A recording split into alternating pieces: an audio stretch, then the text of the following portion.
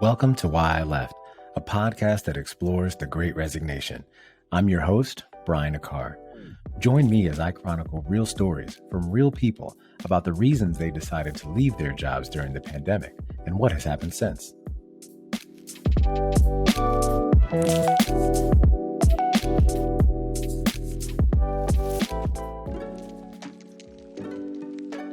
Hello, and thanks for tuning into this episode of Why I Left.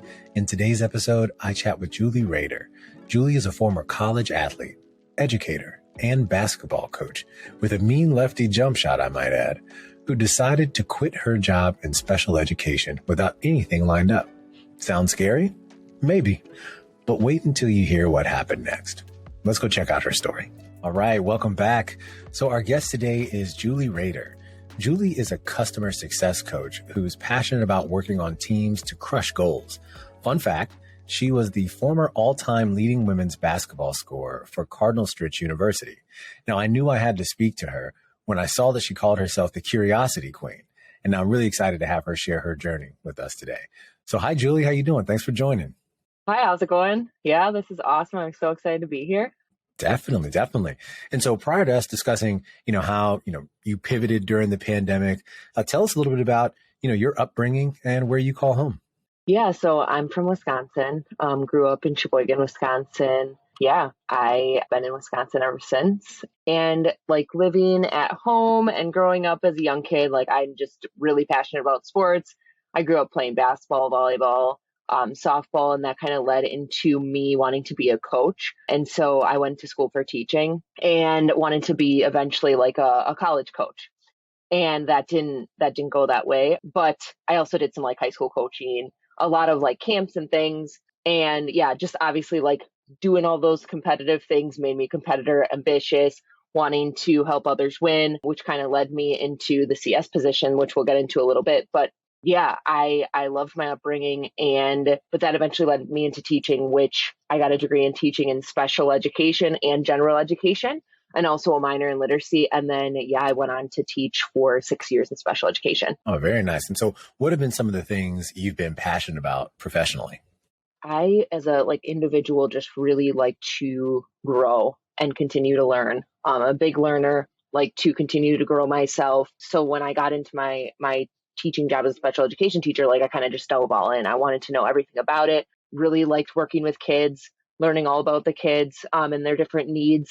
I worked in special education only, but it gave me a whole new perspective on the world.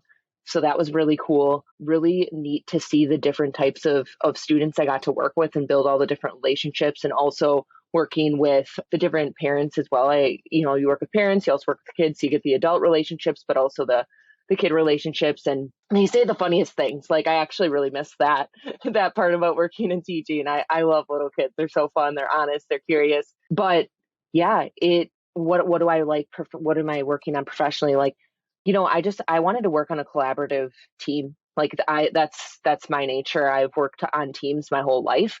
And working towards a goal and achieving that goal. I really liked that. I liked working on a team and working towards something. So that was something that I was just looking to do. But yeah, I always wanted to coach. So that's kind of why I went to teaching. And I was always in sports, I was always observing leadership, and figuring out how things piece together as a team. And so I did that as well in teaching. How is the school functioning? How does everything work together and piece together? And so I always had that outlook and that big picture theme or lens, I guess. And yeah, and I'm always just striving for more. The ambitious side of me and the athletic side of me is always just wanting to keep and continuing to improve. So I'm always reflecting, thinking, how can we make things better individually, but also as a whole. So definitely. And now, look, as I mentioned, you're a hooper too. So I'm very, very fond of that. Right. And so tell us about your time as an athlete and what joy you got out of playing basketball. Oh, yeah. So like I said, I'll quickly go over high school. I played volleyball, was a setter, a lefty setter. So I was left-handed, straight lefty, everything. And then so that helped me though, immensely in sports. It's lefty, being a setter, you can attack on too. So, and then also basketball, lefty shooter, which also helped me a lot. And then I also played softball and I pitched and I played outfield. So that was my high school experience. Loved everything about it. And then I went to play basketball in college. And that was my favorite sport, the one that I was most gifted at, I would say, and also the one that I just like loved and was like super passionate about. So I played at Cardinal Stritch University. It's an NAI school, Division II. And we went to nationals every single year. Our teams were really, really good. It was just an awesome experience. I've been reading things and like books, and it's like, find your obsession. Well, I can honestly say I was like obsessed with basketball. I just loved analyzing the game. I loved playing the game. I loved going to practices. It wasn't hard for me to like get up on a Saturday morning and shoot hoops. Like I wanted to be at the gym as much as possible. And I wanted to just learn more about how I could develop my game, but also just like how our team could get better and win, and like thinking ahead of like, how are we going to win this national championship? Like that's the end goal, right? So yeah, on the court, I was just like the happiest person on the court, seeing a teammate like hit a shot, getting a pass to a teammate who's going to score, also hitting a three. Like all these things are just so fun. And also when we're just in sync as a team, like that's just joy for me. It was just like a place too where I'm just like so comfortable, and all these people are watching, but it wasn't like that for me. It was just like I was in my own little world, I guess. So yeah, I loved basketball. It was literally like my favorite thing. And when you play for so long, you're like, oh, it's not going to end. You just like, you're like, this is going to go on forever. And then, when it ends, you're like, whoa, like, what do I do now? So yeah, that was a bit of a transition for me after not being able to play anymore. But like, yeah, I just think shooting hoops and being able to shoot a basketball is like just one of the most peaceful things for me, and brings me so much joy. So yeah, I could go on and talk about that forever. Yeah. And before, I'm going to transition to COVID, but before I do that, do you still got it? Oh yeah, I can hit. I can hit. Okay. I can hit all the shots. Yeah. No, okay, just checking. Obviously, like if I go play basketball right now, like I need to stretch, I need to like warm up, like my body is shot. Right. But yeah, like shooting comes pretty naturally to me. Like I practice, and I made sure that I was like analyzing my form, and it was good. But yeah, I can hit shots still for sure. Okay, good to know. Always got to ask. Yeah. So what I'd love to do is take you back to March of 2020, right? And really, that's when we're introduced to COVID. We know it as the pandemic now, but at the end it was very fresh. So talk a little bit about how the pandemic affected you. Yeah, for sure. It's so funny because I'll never forget this. I was teaching in Brookfield, Wisconsin, and I was going to take off on Friday, March 13th, because it's my birthday. And I had like the day off, like I had scheduled that. But there was like, people talk of this virus, and I'm like, this is never going to hit us. Like it's another country or something. I think at the time they were talking about it or whatever. People started talking more about it at our school, and I wasn't really like keeping up with it too much. Well, then, there was talk about it that like Thursday, and I went up to my principal, and I was kind of like, are we going to have to be going virtual? Like, so I didn't actually take off of school. I stayed because that Friday was the day that we were gathering all our materials and everything, and like, getting students ready. And I was a special education teacher. I had a caseload of like 7 to 8 students, I think, but I had like 4 to 5 assistants as well that were working with me.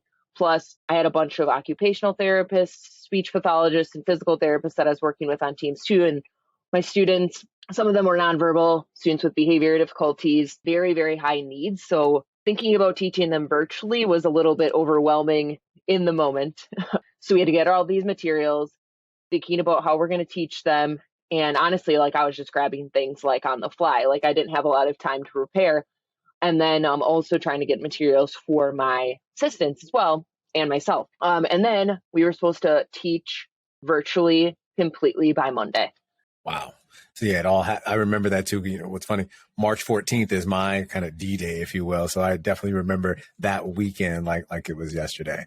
And so what were some of the things that you started to learn now during this period, going on lockdown? You're teaching a student population, to your point, that is, they need a little bit more, right? They need a little bit more. And so how did that, impact you teaching that population, especially virtually? Yeah, for sure. So yeah, I made individual plans for each of the students, like in Google Docs, where it was like, what they're going to do for the week, because essentially like day by day was going to be way too much to keep up with. Plus I was sharing this with families. So Like I needed to make sure that they understood how are they going to learn best. Like honestly, it became me coaching the parents to teach the student because to get them online Uh, at a specific time was extremely challenging for most of them. And so it was me sending videos and doing little mini lessons that the parents could watch and kind of mimic. And I also had like assistants do some of that. It was a lot of like sharing of materials and yeah, just like honestly coaching the parents. And you know, it was really interesting because you know, parents have students with disabilities and they don't always know how to work with them the best. So it was like me coaching and consulting them. It's a good experience. I mean, all of my students and parents were really receptive and like I got them online. So that was awesome. I also had another student who, you know, had to be home alone. And so I was really making sure that he would get online. You know, I was concerned about some of their like mental health too. And so, yeah, my goal was just really to get kids online so I could have interaction with them and like work towards some of the things that we were already working towards. Yeah, because this is just such a different experience, like, you know, transitioning. You could see so many people in the hallway and too, like connecting with colleagues. And so it was just all this new way of communication that we had no clue how to navigate. But yeah, so I had all these other like specialist people, you know, occupational therapists, speech therapists on these plans as well, sharing things, and we were all collaborating. So to get that up online by Monday was pretty tough, but I think we did a really good job. But yeah, I learned how to be creative though. I had to do videos. Like I was in my kitchen, like doing some math with materials like in the kitchen with like pizza and things, like being creative with some of the student yeah. lessons I had. So that was kind of fun. No, that's cool. But yeah, and then yeah, I just shared a bunch with the parents and like they had to do a lot of the teaching while I just was consulting and things. So there were a few kids I could teach virtually like in the moment, but most of them were parents helping out. Yeah, and I think, you know, education as a whole was really impacted obviously by the shutdowns. And given, you know, your area in the US, what was it like in education overall in that space when the shutdowns happened, right? I know about specifically your teaching, but how was your, you know, district responding to the shutdowns? Yeah, it's been like a few years, but I know, I like looking back, I wish they would have given us a little bit more time to like, you know, get set up. But I think that, you know, they were just really trying to like help our school in terms of like just making sure everyone was okay. And like sometimes we were able to go get materials and things. But yeah, it was really just like, we want you to be safe at home, communicate the best that you can with families, and try to replicate as much as possible like what you were doing in person. But honestly, like they were kind of like a little bit go with the flow because they were trying to figure out like what they were supposed to do given Yeah. the different like restrictions and policies like they have to follow, and then how it's a completely just different new setting now. So Yeah. And now, how did the pandemic really start to affect your relationship with your job during this time? yeah, so honestly, I think virtually, like it was super stressful in the beginning, but after I got like my kind of groove, I almost think it was a little bit easier for me to navigate in terms of stress because I could manage my schedule a little bit better, but with it being virtually. But, you know, there was a lot of other things added on. Like we had to do like virtual plans on top of like the actual like individual education plan, which is like the plan that the students get via the state for special ed. And so, yeah, there were some like extra requirements that we had to do with COVID, which we were already like, I don't know how much you know about special education teachers. They just like are slammed with paperwork anyway. So it's kind of like, oh, we don't want to do more paperwork. But then I think what really got me was like 2021 when we had to go back into teaching, and there was just restrictions with like COVID that were stressful in terms of like if students couldn't wear masks, then like they couldn't be in the classroom, and there was just certain things that made my job a lot more challenging. And yeah, overall it was just yeah, a lot more challenging to navigate with some of like the teaching things and if students couldn't wear masks. So Yeah. And you know, looking back, you know, what's one thing that you maybe would have done differently during that time? I think I would have given myself a little more grace. Like when we were transitioning, I was thinking like moving from Friday to Monday, I was trying to get everything so perfect. And I'm like, and that's just kind of my nature, right? But like it would have been I should have just been like, this is what it's gonna be. This is like a very unique situation. Like I need to just have something like ready. Also just like keep the parents calm and communicate to what's going on, and like I'm gonna continue to work on this. I probably put a little too much pressure on myself, to have things all all like ready and perfect. And it was just like the fact that I got all that ready is just insane thinking back now. Yeah, So I hear you. So look now, after being with this last company, you were there, like you said, almost about 6 years, and so you decided it was time to move on in August of 2021. mhm. So ultimately, why did you leave your job during the pandemic? Yeah, and to confirm, I worked 2 years in one school and then 4 years in another school. Or no, 4 years Oh, in okay. one school and then 2 years in another. And so why did I ultimately leave my job? I had been thinking about leaving education for a bit of time because I was just like special ed, is a lot. There's a lot of things that come into play with it. And it teaches you, I don't want it to like knock the job though at all, because it taught me a lot. Like I learned how to be flexible. I learned how to meet other kids' needs that are not like my own.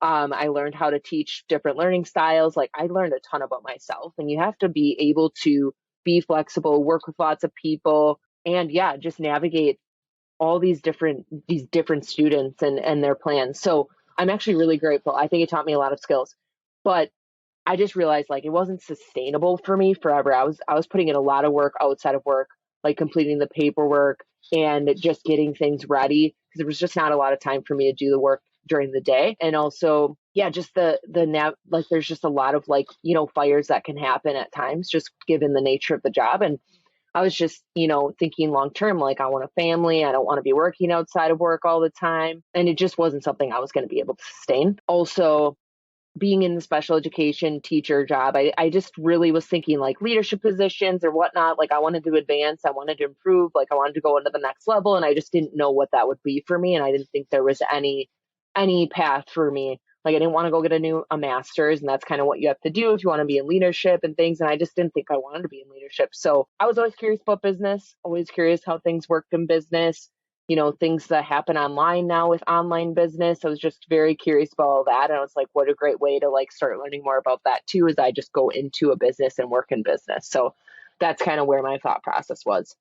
No, definitely. And now, what are the top three ways you would say in which this decision impacted you, the decision to leave? I think that I am a lot less stressed, which is awesome. I Yeah. think I really wanted the freedom and flexibility to, be like, I didn't sometimes eat my lunch. Like, so I just honestly wanted these basic things in my schedule, and I get them now. Like I can actually eat my lunch. I can go to the mailbox during the day. Like I can do things that are just flexible, and I don't need to be like thinking I have to do something for work at all times. It's really honestly what I wanted. I also I like learning new things. So I'm learning new things. I'm learning about business. I'm learning about the different parts of a business and how they function together. Which I kind of mentioned before about like, when I was in basketball, I liked how all the different players played a part and how that all came together. It's the same thing kind of like when you think about the different departments in business and how they function to continue to build revenue. I also, yeah, I'm just building a lot of other skills doing my job, which I think is important for me to just continue to build my skill set. So yeah, it's just given me a world of opportunities too now. Like I feel like I'm not stuck in one position. Like I can continue to grow. I can even like switch departments if I want to, like build up a skill set there. Yeah, I kind of felt like a little boxed in education. I didn't like that. I want lots of opportunities at my fingertips so I can, continue to grow. So Yeah. And now, what are some of the things that have happened since you left? well, I learned a ton about LinkedIn too. So like I got my job navigating LinkedIn and learning how to navigate the platform and networking creatively and strategically. So like that was just a lot of skills I learned up there that actually like helped me a lot in my job as well. So in customer success, like I have to build relationships throughout the account. And that's helped me a lot from learning like what I had to do on LinkedIn to like, meet new people, learn people in the CS space that I could learn more about customer success, which helped me get my job at Julie. So yeah, I learned a ton about that. I also am learning a ton about customer success in my actual role. So learning how to talk to customers, learning how to think about what they care about, learning how to bring value to each conversation, and just navigating some like renewal conversations as well as their contract comes up. So learning a ton of like negotiation skills, things like that. Also just sales in general is also in customer success. So, and that's a skill I think that's important. Sales in general has so many skills that are important to learn just to be living in life and navigating conversations with people and interacting with people. So Absolutely. And yeah, so you work as a customer success coach now. And so for those who may not be familiar with that term, what is a customer success coach, and what are some of the things that you all do? yeah, for sure. That's a great question. Once the sales rep gets the customer to buy, they hand over the customer to me, and I work with them to kick them off, make sure that we're aligned on what their problems are, and we're going to help solve them with our tool, our service. We're a tech service, a sales platform for note taking and helping rep update their data quicker and making sure that they're spending their time selling, not doing the admin work that nobody likes. And then so then I also onboard them, get them implemented in the tool and trained so that they understand how to use it, they adapt well, and it saves time in their day and helps them achieve their goals. Then also throughout like their entire journey, like I'm checking in with their main point of contact, making sure that we're optimizing anything we need to, doing some extra trainings if we need to, or office hour sessions. And, I'm monitoring their goals as they go along their customer journey. And then also, I'm also working the renewals. So like once their contract comes up, like, do you want to add seats? Do you want to expand into another team? Things like that. So I'm Okay, managing a very book nice. of business, and I also run a webinar too as well on the side. So No, that's cool. That's cool. And now, one of the things I noticed too, you mentioned LinkedIn. Actually, that's how we got introduced, right? And look, LinkedIn is, hell, they should be a sponsor for my show, as many guests as I pull from there, right? But but when there was a post that you had that I was really intrigued by, that I wanted you to kind of elaborate on here. What 6 things, like, we mentioned, you quit without having a job lined up, right? And so what 6 things did you learn from quitting your job without anything to go into? yeah, and I always say I wouldn't recommend that for anyone to quit your job and not have something lined up, because like that's not really that smart. But I had like finances to do it, and I don't have a family or anything, so like it was the time.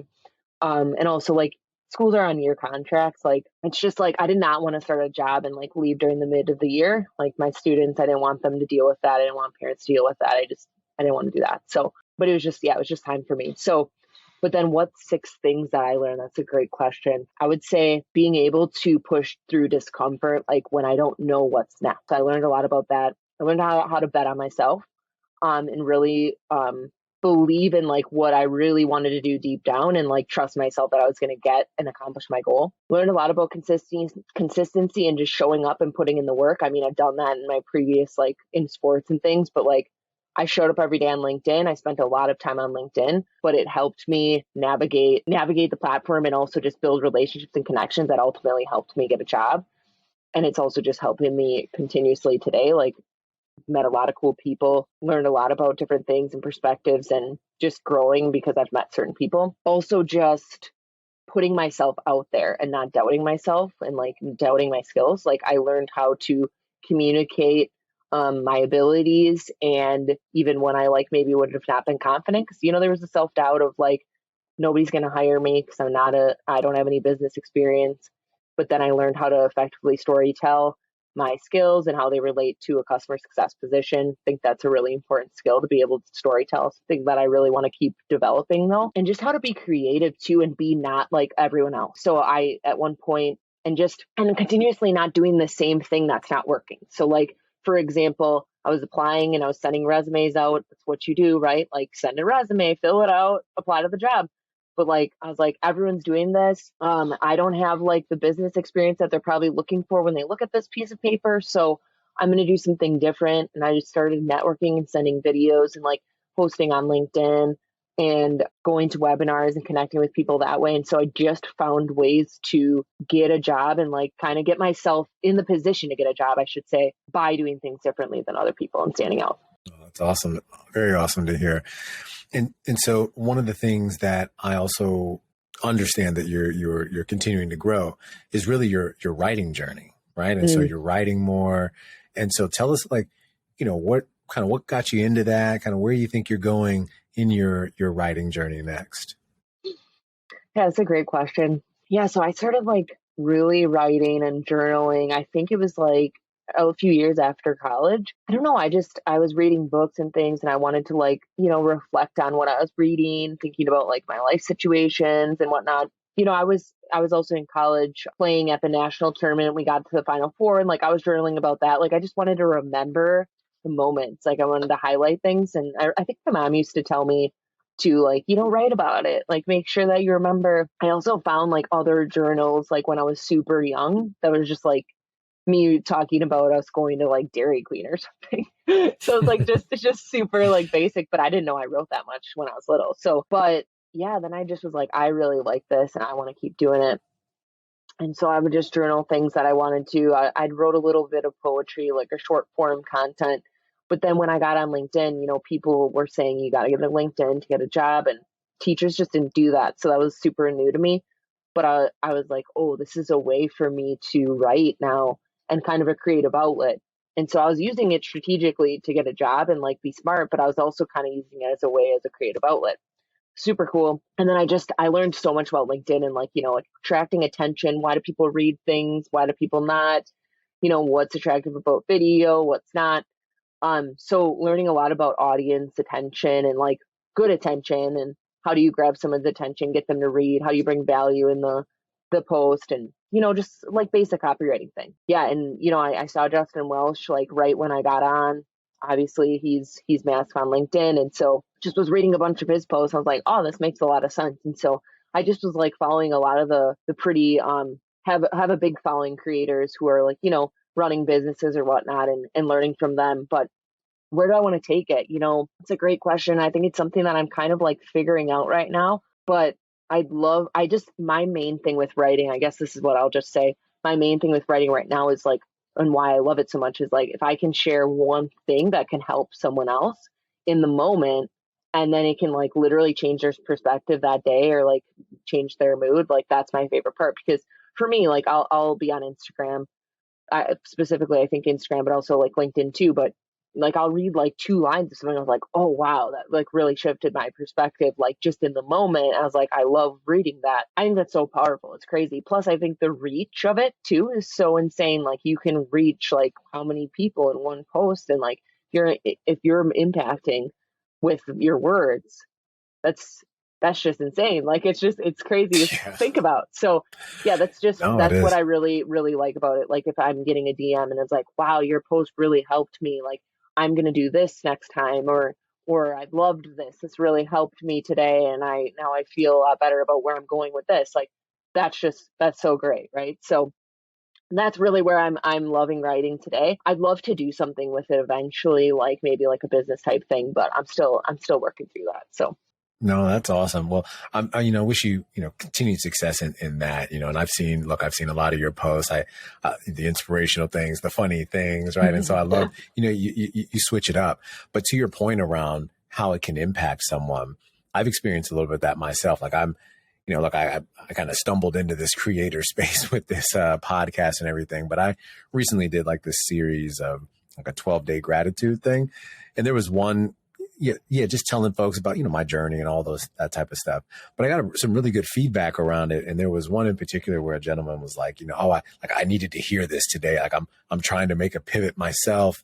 This was like kind of what I needed just to keep going. And, you just never know to your point, how something is going to impact somebody in that moment. And I didn't write it for that. But if someone gets that out of it, to your point, I mean, that's great. That's awesome to hear. yeah, for a while I was writing a lot about like my journey from teaching to SaaS, and teachers were getting a lot of help from like, the different strategies that I use and things. And I don't post so much about it anymore, but like got a bunch of DMs about it. So I was like, if I can help someone who needs to transition, like I remember how hard it was. And like, I remember the feelings of like, feeling like you're not enough, or like, it's the scary moment of like doing something new and taking the jump. So yeah, I loved that. And just helping anyone with my writing just makes me feel good. So. No, that's awesome. So now part of the show, what I love to do is have our guests share some advice for others, right? And so when you think about this, what advice would you give to our listeners who may have a similar experience to yours, but really don't know what to do next? And that could be anybody, or it could be, you could talk to teachers specifically. I guess I'll talk to teachers, but then I guess this can kind of be in general too. But like, if you know that you really need to make a change, like I think you got to bet on yourself and make the change, but obviously be smart about it. But like, if you take the jump, just keep believing in yourself and keep going, and like find ways to just keep showing up and find ways to navigate the situation. Like, I didn't know everything about LinkedIn, but I figured it out as I went, and I like reached out to people, and I kept pushing, and I didn't give up. You'll obviously have your moments of like setbacks, but that's like just how you keep pushing forward. But if I would have never have like made the jump then, like I don't know if I would have ever made the jump. So there's never like a right perfect time. Like, the right time is like when you think you really need to do it. And if it's going to better your life and your health and your physical and mental health, then I would do it. Love that.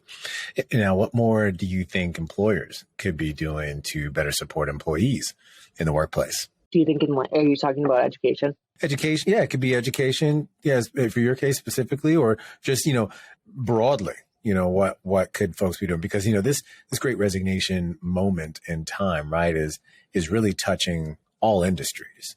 And so, of the things that you've seen or you've heard, you've been a part of, what could people be doing better to support others?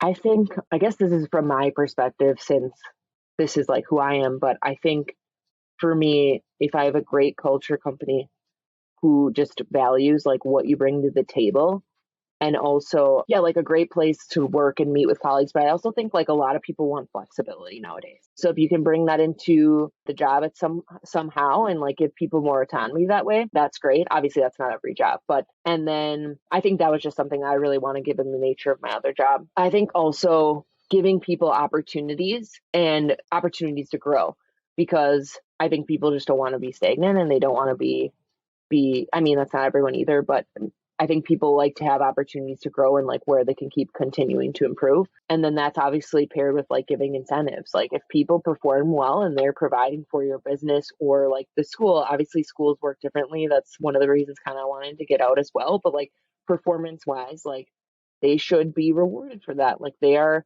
helping improve your business. Like, reward them with their performance and the hard work that they're adding in. Their skill set should be rewarded. So I like that. And now when you think about kind of this next phase of your career, what type of impact are you hoping to have?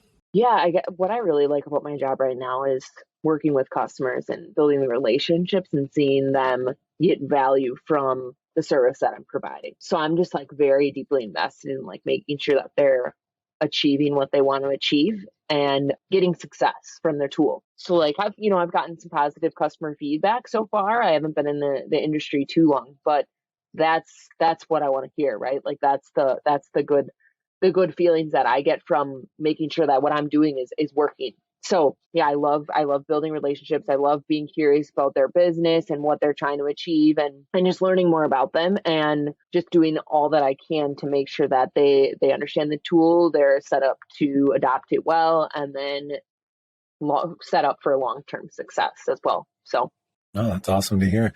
And I hope you do all of that and more. Right? And so, Julie, look, I want to thank you for taking some time to come and join us today. It's been a pleasure hearing your story. Would love for us to stay connected. I love seeing your posts, like I mentioned before, but would like for you to share for our listeners, where can people, find you and support you?